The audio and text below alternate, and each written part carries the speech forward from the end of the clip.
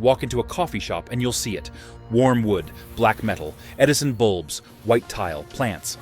Now walk into a coffee shop in Tokyo, or Paris, or Dubai, and it's the same room wearing a different street outside the window.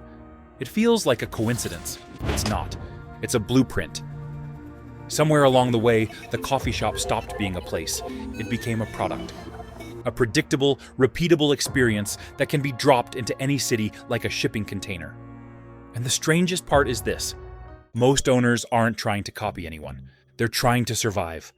Because the modern coffee shop is one of the most competitive, low-margin businesses on earth. So the room you're sitting in isn't style. It's strategy. To understand why they all look the same, you have to look past the decor. You have to see what the decor is doing. First, the coffee shop has to signal trust in 3 seconds. Coffee is invisible quality. You can't know if it's good until you taste it, and you won't taste it until you pay. So the shop has to look like it knows what it's doing before you ever take a sip. That's why you see the same clean lines, the same calm colors, the same crafted materials. It's not just pretty, it's a promise. Then comes the second job, photographs. The modern coffee shop isn't designed for your eyes. It's designed for your camera. A single viral photo can do what a month of ads can't. So the room gets built like a stage set. Neutral backgrounds that make drinks pop. Soft light that makes skin look better. Simple shapes that read instantly on a phone screen. Every corner becomes a potential post. And if the photo looks expensive, the coffee can be expensive. Because you're not only buying caffeine, you're buying the feeling of being in a place that looks like this. A place that says you're calm, focused, tasteful, and in control. Now the third job, efficiency. A coffee shop is a machine that turns minutes into money. The design has to move bodies, control lines, hide mess, reduce mistakes, and keep staff fast. Menus go high on the wall because they're seen from a queue. Counters get longer because it prevents crowding. Workspaces get stainless and wipeable because you can't lose time cleaning. Even the furniture gets chosen for how quickly it can be replaced. That's why you see the same stools, the same chairs, the same pendant lamps, not because everyone loves them, because they're easy, they ship fast, they break predictably, they match everything. And if you open a second location, you can order the same room again.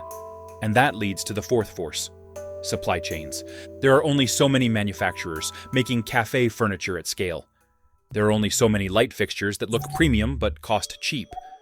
There are only so many tiles that survive constant spills and still look clean on camera. So even if two owners have never met, they're shopping from the same catalog. But the biggest force is risk. A coffee shop is a gamble with rent. And rent doesn't care about your creativity. Every unique design choice is a bet you might lose. So owners don't invent. They borrow what already worked somewhere else. They follow the safest path through a minefield. This is how styles become templates. Templates become expectations, and expectations become law. At some point, cozy became a formula. Warm wood equals warmth. White tile equals cleanliness. Black metal equals modern. Plants equal life. Soft music equals calm. Open bar equals authenticity. A barista in an apron equals craft. Even the exposed brick, even when it's fake, whispers the same story. Real, honest, handmade. And when enough shops do it, your brain learns the code. You walk in and you relax before anything happens. Because you've been trained. This room tells you what to feel. That's why it spreads across the world. Because it's not a local style anymore. It's a universal interface. Like an airport, like a hotel lobby, like the inside of your favorite app. It also targets a very specific customer, the laptop person. Coffee shops used to be quick stops. Now they're offices, meeting rooms, and waiting rooms for modern life. So the design becomes productive cozy. Not too loud, not too quiet, not too bright, not too dark. Seats that keep you there, but not forever. Tables that fit a laptop, a drink, and a life that's still in progress. Even the discomfort is engineered. Hard chairs rotate customers, small tables reduce camping. Music tempo nudges how fast you move. Lighting makes you look awake. Everything whispers, stay, spend, leave, repeat. And this is where the story gets darker.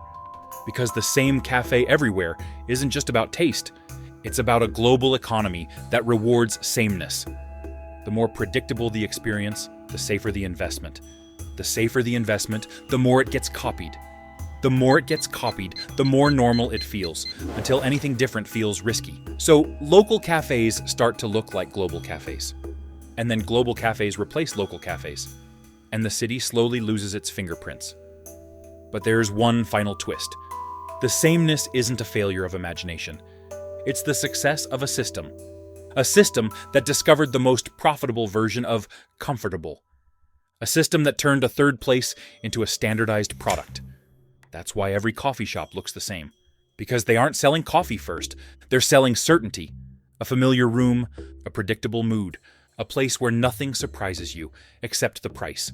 So, next time you walk into a coffee shop you've never been in, and it feels weirdly like you've been there before. You have. Not in that building. In that template. In the world's most successful copy-pasted feeling. And if you want to spot it in real time, don't look at the logo. Look at the light. Look at the chairs. Look at the plants. Look at the empty wall designed for one perfect photo. Because you're not just in a cafe, you're inside a system.